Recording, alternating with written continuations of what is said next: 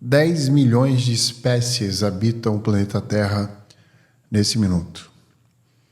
Se a gente parar para pensar no número e quantidade de zeros que tem nesse número e no planeta, a gente vai fantasiar algo muito grande.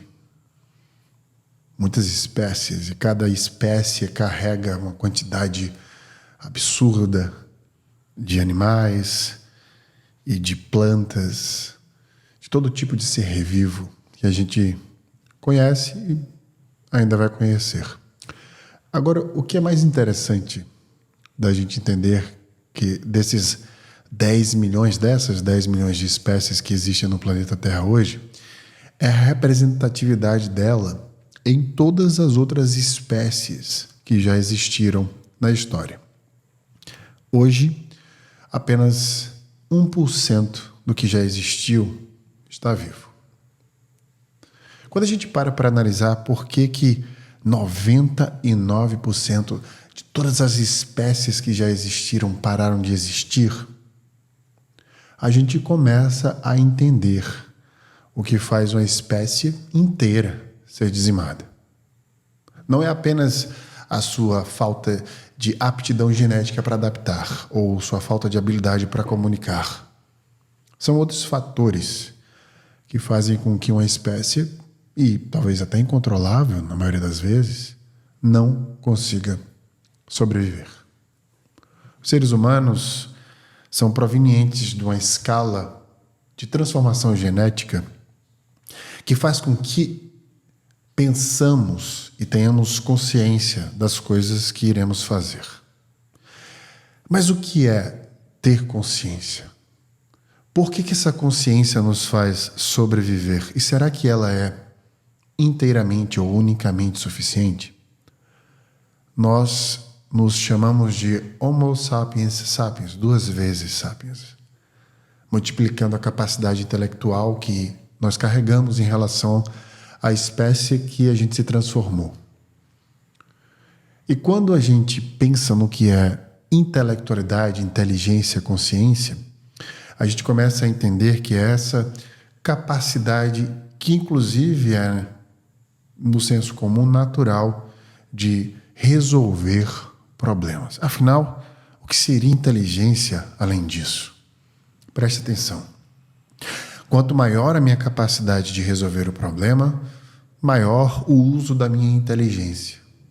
Só que consciência e inteligência são coisas completamente diferentes, porque apesar de eu saber como eu posso fazer algo, resolver um problema, eu posso ter a consciência de que a forma que eu farei pode não ser a melhor forma possível para todos. Enquanto a inteligência pode agir em benefício próprio, a consciência, ela sempre agirá em benefício coletivo. O ano de 2023, para mim, não foi um ano de sobrevivência. Foi um ano de vivências.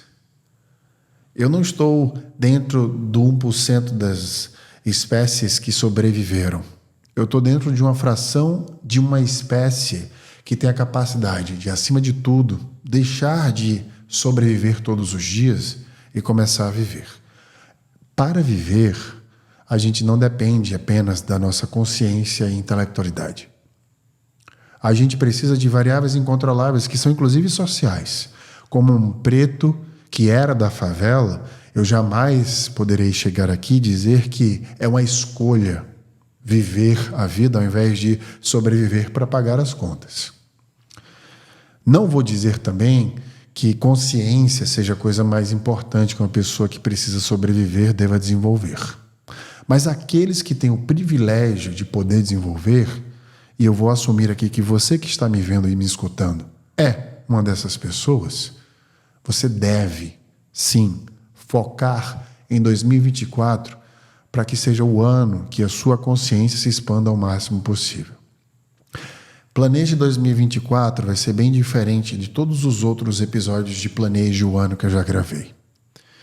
Este podcast chegou a ser o 25º maior podcast do Spotify no ano de 2023. Isso porque foi um ano que eu gravei excessivamente diversos assuntos, mostrando como a ciência pode ajudar a todos nós na prática. Eu tive muita confusão em relação ao objetivo do meu trabalho e os meus valores. E aqui mora um exemplo da diferença entre resolver um problema que me beneficiaria e resolver um problema que beneficiaria a todos. Eu dei uma pausa nas operações da minha empresa, a Become School, focado em entender a consciência que ela levava para as pessoas, não apenas do resultado. Eu sempre falei a frase de que eu sou a pessoa que, e a empresa que eu criei também, ajuda as pessoas a modificar, ressignificar, melhorar a relação delas com o seu trabalho. Isso não está errado. E eu vou continuar falando que eu faço isso. Mas ressignificar a relação com o trabalho é algo muito pequeno dentro da grandiosidade que você pode fazer com a sua vida. E aí eu dei um passo de consciência muito grande dentro das aulas que eu fiz na Fundação Dom Cabral, ou mesmo fora da Fundação Dom Cabral, em várias empresas, conhecendo várias pessoas. Eu entendi que a minha função não é apenas ressignificar a relação das pessoas com o trabalho, mas impactar o estilo de vida delas. Então eu saio de apenas um foco onde eu tento mostrar para as pessoas que o trabalho não pode, não deve ser a coisa mais importante para elas, e passo a entender que para que elas possam sentir isso e ter a consciência deste dever, eu preciso focar no estilo de vida delas. No No Brain, No Gamecast de 2024, nós vamos fazer uma série de episódios para que você possa, finalmente, modificar o seu estilo de vida. Nos âmbitos e nos pilares científicos básicos, no dever de casa que só você pode esperar de você mesmo. Vamos focar na tua saúde física, na tua saúde mental, na tua alimentação, no teu sono e no teu contato com a natureza. No No Brain No Gamecast de hoje, a gente vai planejar 2024, mas não com planejamento de trabalho ou um planejamento de carreira. Nós vamos aprender a planejar a vida.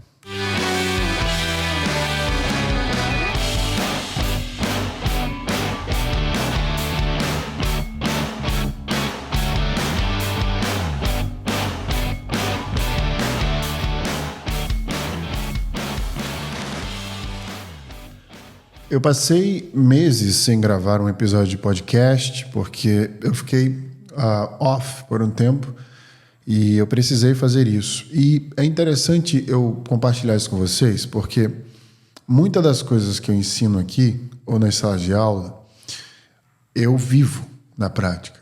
E não são só coisas positivas. Tem uma história que eu postei, inclusive, num post que eu fiz ontem, no meu Instagram, @Wesley Barbosa, onde eu falo a história de Sêneca. Sêneca é um dos filósofos mais importantes da filosofia estoica, que nos mostra a simplicidade da vida e como a gente deve se desapegar de sentimentos que nos levam à crise de ansiedade e essa antecipação do futuro que a ansiedade significa. Nessa história eu achei super interessante porque Sêneca ele é expulso, exilado de Roma.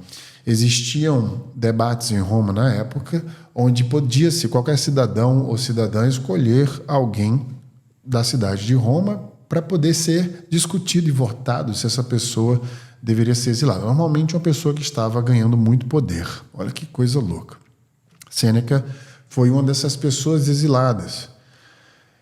Ele foi exilado porque ele se envolveu amorosamente com a irmã do imperador da época de Roma. Veja, um filósofo que pensa proativamente em expandir sua consciência para que não tenha atos e decisões que possa prejudicá-lo ou prejudicar aos outros, acabou tendo um ato que o consumiu enquanto pensador. E esse ato é bem distante da filosofia que ele mesmo ajudou a construir. Isso marca um ponto sobre os valores que Sêneca tinha e também sobre como o ser humano não te isenta em nenhum aspecto de não errar. Sêneca, depois de algum tempo, conseguiu voltar ao poder em Roma. E o que é sabido sobre a estadia do exílio de Sêneca é que ele não sofreu com seu próprio exílio. Ele soube encarar o seu exílio e entender que neste exílio ele tinha uma função e que ele iria acabar. Então veja que interessante, apesar dele cometer um erro que é distante da filosofia que ele prega, ele conseguiu sobreviver a esse mesmo erro e voltar ainda mais forte ao poder em Roma, sem sofrer as consequências que Roma quis colocar sobre ele. Dada as devidas proporções, eu falo para todo mundo que eu não vivi algo ruim durante a pandemia. Eu estava confortável, eu pude ajudar as pessoas, eu criei uma ONG e eu me fortaleci durante esse período que me transformou minha vida, meu estilo de vida, meu bem-estar e, claro, minha carreira. Eu não sou Sêneca, mas a experiência que eu vivi, eu posso colocar que foi algo que mais se aproximou dessa história dele que eu acabei de contar. Mas o que isso tem a ver com essa história toda de planejar 2024? Isso tem a ver com como a sua vida se dá e como você pode lidar com as variáveis incontroláveis dela. Em todos os outros episódios que eu gravei, eu foquei muito em como você deve planejar a sua vida, os seus próximos passos, os sentimentos que você quer sentir. E eu gravei um episódio apenas sobre o estudo mais longevo já feito pela história da humanidade. E eu não fiz o exercício que eu vou fazer hoje com você. Mas no final do ano passado, eu fui para São Paulo fazer uma aula para a Auren, que é uma spin-off, uma empresa que nasceu do Grupo Votorantim. Eu tive a ideia de fazer essa dinâmica de grupo e eu vi como as pessoas ficaram sentidas. Os mamíferos são, dentro de uma espécie de animais que necessitam do coletivo, do grupo. Todo documentário que você assistiu, todo filme que você assistiu, para prestar atenção como os mamíferos são animais que precisam e vivem coletivamente. Eu já falei diversas vezes durante todos esses anos que quando você vê um mamífero sozinho, ele morre. Um elefante, uma zebra, uma gazela, um ser humano. Eu também falei que o maior medo da humanidade é o medo de falar em público, justamente porque essa dependência de estar nesses grupos, nessa coletividade, faz com que a gente se exponha demais durante a apresentação pública e a gente tem medo, um dos vieses é esse, de se expor, ser julgado e ser expurgado desse grupo. Existem outros fatores para isso, mas esse é o central, que gera o medo de falar em público. Então, por toda essa proteção, durante todos os momentos que falei sobre isso, eu sempre toquei no quão importante é a gente ter esse pertencimento de um grupo, o quão é importante para que a gente possa planejar a sua vida, nossa vida, dar o passo a passo adiante, etc. Mas eu nunca fiz nenhum tipo de exercício para que as pessoas pudessem entender onde elas estavam nesse panorama e como elas poderiam melhorar. Hoje isso vai mudar.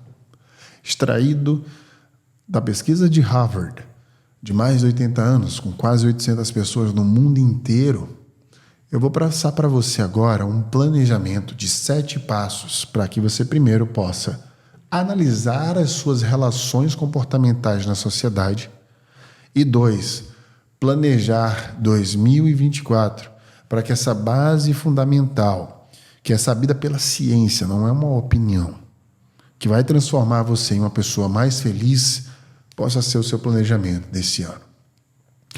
E é óbvio que você vai levar isso para o seu trabalho, levar isso para a sua casa, levar isso para a sociedade de maneira geral. Esse planejamento vai melhorar não só as metas pessoais ou metas de trabalho ou as suas ambições financeiras. Esse planejamento vai melhorar o seu tecido social, a qualidade da força dessa interação entre você e outras pessoas, para que você possa fortificar quem você é e, a partir disso, se sentir melhor para buscar, dentro deste panorama, o seu objetivo central. O que eu quero causar no episódio de hoje é uma consciência, não apenas uma inteligência, sobre a autoaceitação e o posicionamento que você deve fazer sobre quem você é e o que você quer da sua vida.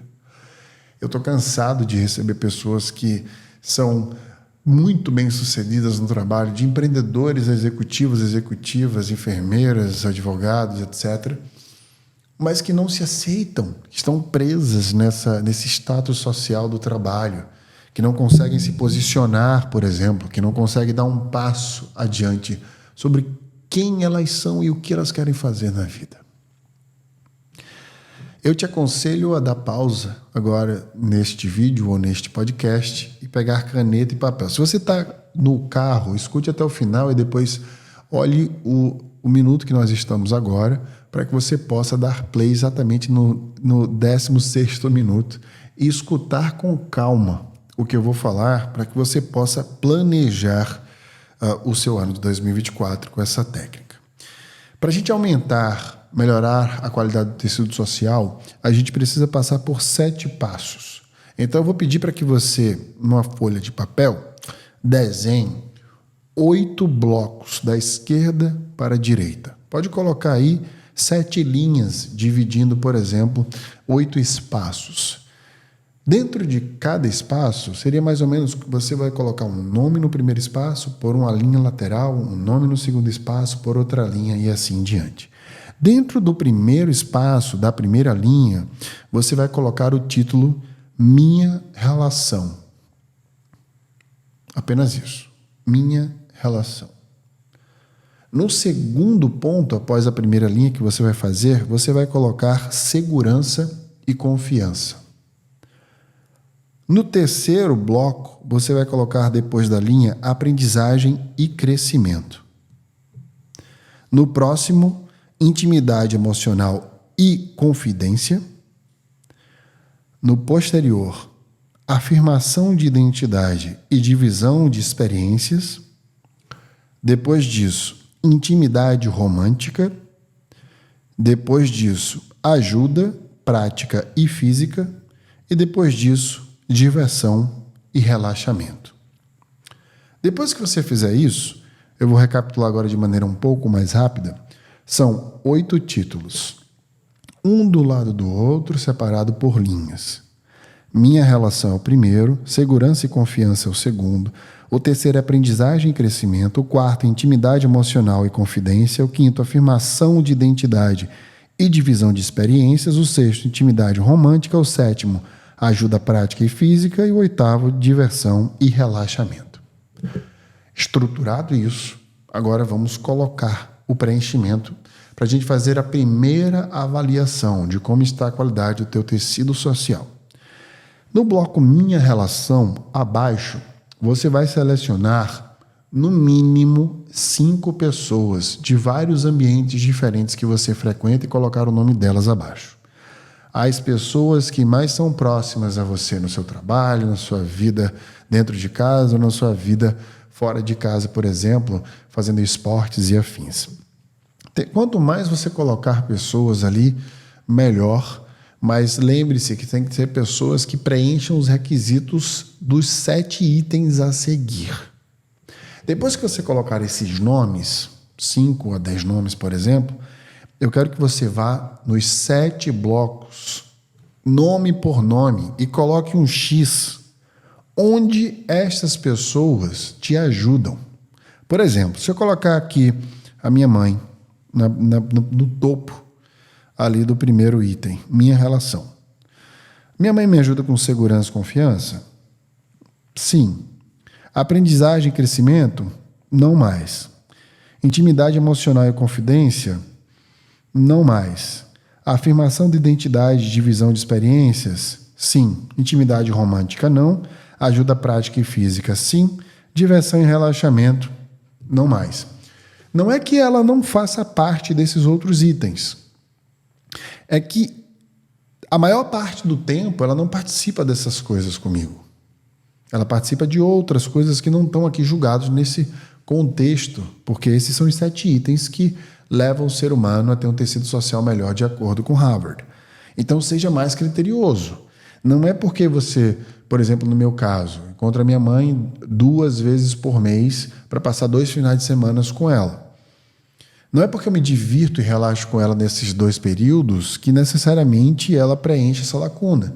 Eu estou medindo a diversão com ela e o relaxamento versus outras pessoas que eu tenho acesso com uma frequência muito maior. Então, não coloque um X ali só porque você tem um acesso. Coloque se esse acesso é suficiente para você, se realmente preenche aquela sensação em você. Se eu colocar, por exemplo, a Valentina, que é minha namorada, no segundo ponto ali da minha relação, a segunda pessoa, segurança e confiança, sim. Aprendizagem e crescimento constantemente, sim. Intimidade emocional e confidência, sim. Afirmação de identidade e divisão de experiências, sim. Intimidade romântica, sim. Ajuda prática e física, sim. Diversão e relaxamento, sim. Ela preenche os 7 itens. Agora, o que é mais interessante é eu conceituar esses itens para ficar mais claro ainda e te ajudar nesse julgamento. Segurança e confiança é uma pessoa que você se sente segura para se abrir com ela e você confia nessa pessoa acima de tudo. Aprendizagem e crescimento é que você sempre está aprendendo com essa pessoa e sempre sente que você cresce depois de conversar com ela dentro de períodos frequentes. Intimidade emocional e confidência é porque você se abre para essa pessoa, se sente vulnerável, por exemplo, e tem uma relação confidente. Afirmação de identidade e divisão de experiências é que você sabe que você pode ser quem você é na frente dessas pessoas ali e divide experiências de coisas que realmente importam para você, que não necessariamente seja fácil dividir com outras pessoas as opiniões e coisas que você assiste, documentários, livros e afins, por exemplo. Intimidade romântica, está bem claro. Ajuda prática e física é aquela pessoa que você sabe que vai te ajudar nas coisas práticas da vida. Se você precisa de algo, de alguma ajuda, algum remédio, alguma força para te ajudar em algum lugar, ou ficar com o seu cachorro, com o seu gato, com o seu filho, sua filha, são pessoas que te dão um suporte prático e físico, no sentido físico real, mesmo da substância, né? E, por fim, diversão e relaxamento, que também está bem claro. Liste essas pessoas, coloque um X nesses pontos e no final faça um julgamento, seja criterioso, seja crítico. Não bote por colocar o X em qualquer lugar, porque você vai ser leviano com você mesmo. No final desse panorama, eu quero que você faça uma análise sobre onde foi ou quais foram os itens que mais ficaram vulneráveis dentro dessa avaliação. Dentro dessa na dinâmica de grupo que eu fiz, eu notei que muitas pessoas, na última aula que eu dei, deixaram vários espaços em brancos, não só no nome das pessoas em minha relação, mas também durante essa avaliação. Faltou muita coisa a ser complementada, a ser colocada. Então, leve isso para a terapia, inclusive. É um ponto de fortificação, discussão e expansão de consciência, caso você faça terapia. Então, mostre para a sua terapeuta o gráfico que você fez, debata com a sua terapeuta, se você puder, ou com alguém que você selecionou o X aqui na parte, por exemplo, de intimidade emocional e confidência. Confidencie que você está precisando melhorar algum desses itens, ou vários deles, por exemplo. Agora vem o grande finale. Se você quer ter um 2024 mais seguro, você precisa pensar na seguinte perspectiva. Nenhum carro faz uma viagem sem revisão. Você não recebe pessoas na sua casa sem a casa estar limpa. Você, toda vez que vê uma rachadura em algum lugar que sustenta o seu lar, você precisa reformá-lo. O que você acha que acontece com a sua cabeça toda vez que você se estressa ou não sabe o que fazer ou para onde ir? Rachaduras acontecem na sua cabeça. Elas são traduzidas aqui como traumas. E a gente precisa criar uma resiliência para que esses traumas possam ser solucionáveis. A resiliência está no descanso, nas relações, na fortificação do teu bem-estar. Esses 7 itens irão te entregar essa sensação de vida, de vivência e não de sobrevivência. A vida vai ficar mais colorida, mais divertida, mais leve, porque você vai ter estímulos completos para que você possa encarar qualquer problema que venha existir nela. O que eu quero que você faça para iniciar 2024 de uma maneira melhor, com menos riscos, por exemplo, é um dossiê. É o que eu faço e peço para a maioria dos meus mentorandos e mentorandas. Eu quero que você escreva um dossiê da seguinte maneira: como você quer que seja 2024, mas sem esquecer do seu passado. Esse dossiê deve começar, e aqui eu entro na estrutura, com você falando do seu passado, das suas principais conquistas. Eu quero que você liste nesse dossiê suas principais conquistas na vida desde a sua adolescência, da faculdade, do seu primeiro lugar que você alugou, ou as pessoas que você conquistou para se relacionar, seja de negócios, seja para namorar, para casar, para noivar. Eu quero que você escreva a sua vida até agora, buscando sempre as principais conquistas. Eu quero que você descreva nesse dossiê todos os empregos que você teve e as coisas mais saborosas que você viveu nesses empregos. No final desse dossiê, eu quero que você fale de 2025. Vai ser um ano de planejamento. Eu quero que você se leve para janeiro de 2025 e no último bloco desse dossiê eu quero que você descreva as conquistas que você teve em 2024 como se elas fossem o mesmo passado que você descreveu até agora. Como se fosse uma transformação de quem você é, de um ponto a outro, uma evolução, para que você possa tangibilizar através da sua parte motora e visual como será essa transformação. E você vai ter esse sentimento de conquista no momento que você escrever o que você quer conquistar esse ano. Agora, eu quero que você faça a coisa mais importante desse dossiê. Eu quero que você planeje dentro dele a melhoria de cada item desses 7 que eu acabei de passar para você. Eu quero que você olhe para você mesmo dentro dessa escrita, dessa descrição, e se diga como, quando, onde e com quem você precisa melhorar cada um desses pontos.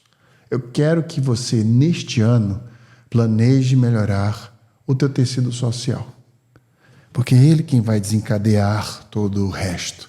É ele quem vai levar você, através do apoio da sensação de vida, a ter forças para enfrentar todo o ano.